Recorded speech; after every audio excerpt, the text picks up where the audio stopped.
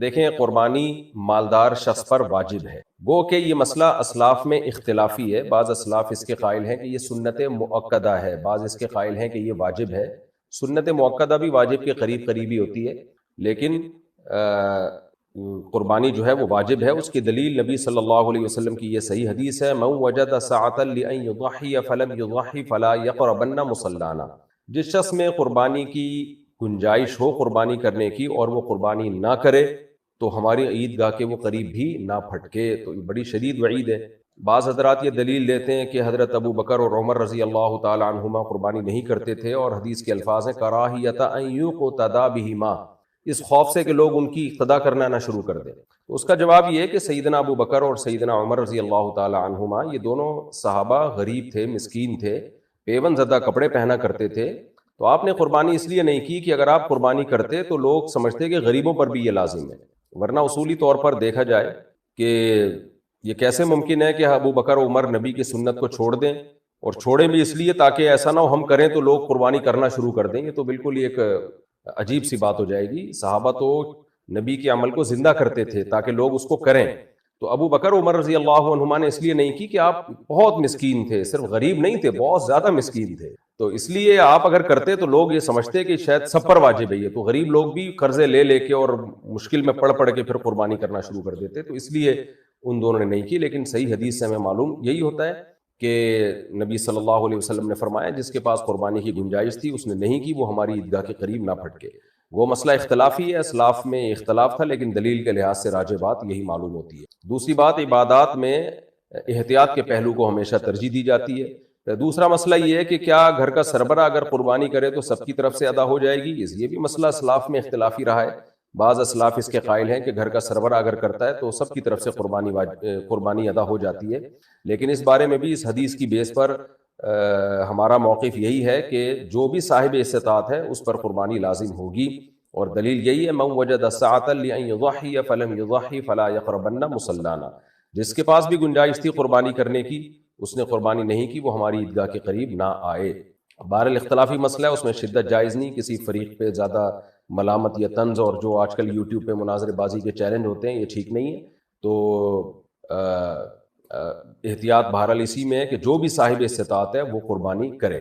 دوسرا مسئلہ ہے قربانی لازم کس پر ہے؟ تو قربانی صاحب استطاعت پہ لازم ہے، صاحب نصاب پہ لازم ہے۔ صاحب نصاب کسے کہتے ہیں؟ 5 چیزیں: سونا، چاندی، مال تجارت۔ مال تجارت کہتے ہیں ہر وہ سامان جو آپ نے بیچنے کی نیت سے خریدا ہو اور اب تک بیچنے ہی کی نیت ہو۔ اور چوتھی چیز ہے یعنی سونا، چاندی، کیش، مال تجارت، اور 5ویں چیز ہے ضرورت سے زائد سامان۔ ضرورت سے زائد سامان اسے کہتے ہیں جو پورے سال استعمال میں نہ ہو، جیسے کوئی پلاٹ پڑا ہوا ہے آپ کے پاس، نہ کرائے پر ہے نہ آپ اس میں رہ رہے ہیں تو یہ بھی ضرورت سے زائد ہے۔ کوئی گھر آپ نے بنایا ہوا ہے، نہ کرائے پہ دیا ہوا ہے نہ اس میں آپ رہتے ہیں تو یہ بھی ضرورت سے زائد ہے۔ کوئی گاڑی آپ کے پاس ہے پورے سال استعمال ہی نہیں ہوتی وہ بھی ضرورت سے زائد ہے۔ ڈنر سیٹ گھر میں پڑے ہوئے ہیں، شوکیس میں سجا کے رکھے ہیں، پورے سال استعمال ہی نہیں ہوئے تو وہ بھی ضرورت سے زائد ہے۔ تو ضرورت سے زائد سامان یا سونا یا چاندی یا کیش اماؤنٹ یا تجارتی مال اگر آپ کے پاس 52.5 تولہ چاندی کے برابر ہے، آج کی تاریخ میں 52.5 تولہ چاندی کی جو بھی قیمت ہے وہ آپ سرچ کر لیں، بلکہ بقرعید کے دن جو بھی 52.5 تولہ چاندی کی قیمت ہوگی وہ آپ سرچ کر لیے گا، تو 1.5-2 لاکھ روپے بنتی ہے میرا خیال ہے۔ تو جس کے پاس اتنا اماؤنٹ موجود ہو اس اماؤنٹ میں سے وہ قرضے بھی نکالے، مائنس کرے، اور جو ضروری خرچے ہیں جیسے گھر کا راشن آئے گا وہ ضروری ہے، گیس بجلی کا بل یہ ضروری ہے، تو یہ ضروری خرچے مائنس کر کے اگر کسی کے پاس 52.5 تولہ چاندی کے برابر رقم بنتی ہے تو اس پر قربانی لازم ہے، اور جس کے پاس یہ ضروری خرچے مائنس کر کے بھی 52.5 تولہ چاندی کے برابر رقم نہیں بن رہی ہے تو پھر اس پر قربانی لازم نہیں ہے۔ خواتین کے پاس عام طور پر چونکہ گولڈ ہوتا ہے اور کچھ نہ کچھ پیسے بھی ہوتے ہیں ان کے پاس، تو اور قرضہ نہیں ہے اگر، اور گھر کا راشن بھی خواتین نے نہیں ڈالنا ہوتا، وہ تو مردوں کی ذمہ داری ہے، تو گیس بجلی کا بل بھی مرد دے رہے ہوتے ہیں، تو اس لیے آج کے زمانے میں عام طور پہ خواتین پہ قربانی زیادہ لازم ہو رہی ہوتی ہے، مردوں پہ کم لازم ہو رہی ہوتی ہے، کیونکہ گولڈ ہوتا ہے خواتین کے پاس اور شریعت نے ان کے ذمے کوئی خرچے ڈالے نہیں ہیں، مردوں کے ذمے تو بہت سارے خرچے ہوتے ہیں، تو ایسی صورت میں خاتون پر بھی قربانی لازم ہوگی۔ ہاں، خاتون کی طرف سے ان کا شوہر قربانی کر سکتا ہے اجازت سے۔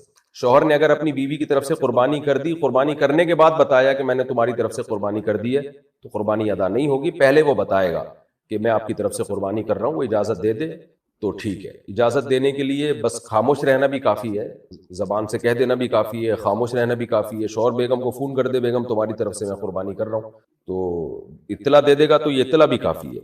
یہ تو ہو گیا جی مختصراً قربانی کے لازم ہونے کا مسئلہ. اب یہ بہت اہم سوال کیا جاتا ہے کہ کون سے عیب ایسے ہیں جن کی وجہ سے قربانی جائز نہیں ہوتی جانور کی. لوگ یہ سوال پوچھتے ہیں ٹوٹے ہوئے سینگ والے جانور کی قربانی کا کیا حکم ہے, یا وہ جانور جس کا سرے سے سینگ ہی نہیں ہے. تو دیکھیں, ٹوٹا ہوا سینگ ہو یا سرے سے سینگ ہو ہی نہیں, دونوں جانوروں کی قربانی جائز ہے. ہاں, اگر جانور کا سینگ اکھاڑ دیا اور جڑ سے اکھاڑ دیا جس کی وجہ سے اس کے دماغ پہ چوٹ لگی ہے, تو پھر ایسے جانور کی قربانی جائز نہیں ہے. عام طور پر آج کل لوگ جانور کا سینگ جو ہے وہ گھس دیتے ہیں, تو اس جانور کی قربانی جائز ہے. لیکن یہ جو میں نے سنا ہے کہ جو جانور کا سینگ گھستے ہیں یا اس میں کچھ ایسا جلاتے ہیں اس سے جانور کو تکلیف بہت ہوتی ہے, تو غیر ضروری تکلیف جانور کو دینا اس کا بہرحال گناہ ہوگا. لیکن بغیر سینگ والے کی قربانی جائز ہے. ہاں, سینگ ٹوٹ گیا لڑائی وڑائی کے دوران اور اکھڑ گیا جس سے دماغ کو زد پہنچی ہو, تو پھر جائز نہیں ہے. دوسرا کون سے عیب ہیں؟ اندھے جانور کی قربانی جائز نہیں ہے. اگر ایک آنکھ کی بینائی بالکل گئی ہوئی ہے اس کی قربانی بھی جائز نہیں ہے. لنگڑے جانور کی قربانی, بعض دفعہ آپ جانور خریدتے ہیں جانور لنگڑا ہوتا ہے, تو اگر اتنا لنگڑا ہے کہ وہ پاؤں زمین پہ ٹکا ہی نہیں پا رہا تو اس کی قربانی جائز نہیں. اور اتنا اگر لنگڑا ہے کہ وہ پاؤں کم از کم اس کو چلانے کے قابل بنا رہا ہے, زمین پہ ٹکا لیتا ہے اور چل لیتا ہے کچھ نہ کچھ, تو اس جانور کی قربانی جائز ہے. کان یا دم کٹے ہوئے جانور کی قربانی, اس میں مختلف اقوال ہیں. بعض فقہا نے یہ لکھا ہے کہ 1/3 اگر دم کٹی ہوئی ہے, 1/3 کان کٹا ہوا ہے تو قربانی جائز نہیں ہے. ایک قول یہ بھی ہے کہ آدھا. تو ہماری نظر میں راجح بات یہی ہے کہ اگر آدھا کان کٹا ہوا ہے یا آدھی دم کٹی ہوئی ہے تو پھر اس کی قربانی جائز نہیں ہے. آدھی سے کم اگر کٹی ہوئی ہے آدھی دم یا کان, تو پھر اس کی قربانی جائز ہے. خراب تھن والے جانور کی قربانی, گائے کے 4 تھن ہیں, اگر 2 تھن خراب ہیں تو اس کی قربانی جائز نہیں ہے. اگر 1 تھن خراب ہے تو جائز ہے. بکری کے 2 تھن ہوتے ہیں, اگر 1 تھن خراب ہے تو قربانی جائز نہیں ہے. خصی جانور کی قربانی بالکل جائز ہے. بعض دفعہ یہ بھی ہوتا ہے کہ سوال پوچھا جاتا ہے کہ جانور کا کے خصیتین میں سے ایک خصیہ ہے تو بھی جائز ہے اس کی قربانی. بعض دفعہ جانور کے خصیتین پیدائشی طور پر نہیں ہوتے تو بھی اس کی قربانی جائز ہے. کتنا کمزور جانور ہو کہ جی اس کی قربانی جائز نہیں ہے. اگر جانور اتنا بڈھا یا اتنا کمزور ہو چکا ہے کہ اس سے بیچارے سے چلا ہی نہیں جا رہا اور وہ قربان گاہ تک بھی چل کے نہیں جا سکتا, آپ نے یہاں سے 10 میٹر دور تک لے کے جانا ہے اس کو قربانی کرنے کے لیے, تو وہاں بھی اس کو آپ اسٹریچر میں اٹھا کے لے کے جا رہے ہیں, اتنا کمزور ہو گیا تو وہ تو بیچارہ پہلے ہی قربان ہو چکا ہے. اس کو مزید قربان کرنے کی کوشش نہ کریں آپ. اتنا ہو کہ چل سکتا ہو اپنے پاؤں پہ, تو جب تک اتنا ہے کہ اپنے پاؤں پہ چلنے کی اس میں طاقت ہے, ایسے جانور کی قربانی جائز ہے. یہ بھی سوال پوچھا جاتا ہے جی گائے میں 7 افراد کی شرکت لازم ہے. اچھا, اس سے پہلے ایک اہم سوال کہ معذور جانور کی قربانی تو جائز نہیں ہے, جیسے ہم نے بتایا ٹانگ ٹوٹی ہوئی ہے اتنی کہ زمین پہ ٹکا ہی نہیں سکتا وہ. بعض دفعہ جانور کو گراتے ہوئے قربانی کرتے ہوئے وہ معذور ہو جاتا ہے, تو خوب سمجھ لیں اگر قربانی کے لیے جانور کو گراتے ہوئے اس میں کوئی عیب پیدا ہو گیا تو اس عیب سے کچھ نہیں ہوتا, ایسے جانور کی قربانی جائز ہے. بعض دفعہ اتنے موٹے تازے بیل ہوتے ہیں کہ آپ جب ان کو گرا رہے ہوتے ہو تو 2-4 بندے وہ پہلے گرا چکا ہوتا ہے, اور پھر اس کو گراتے ہوئے اس بیل کی ٹانگ ٹوٹ گئی یا آنکھوں کی بینائی چلی گئی, تو چونکہ وہ قربانی کے دوران ہی کا ایک پروسیس ہے, قربانی کے دوران کا ہی ایک عمل ہے, تو اس سے کوئی فرق نہیں پڑتا, ایسے جانور کی قربانی بھی جائز ہے.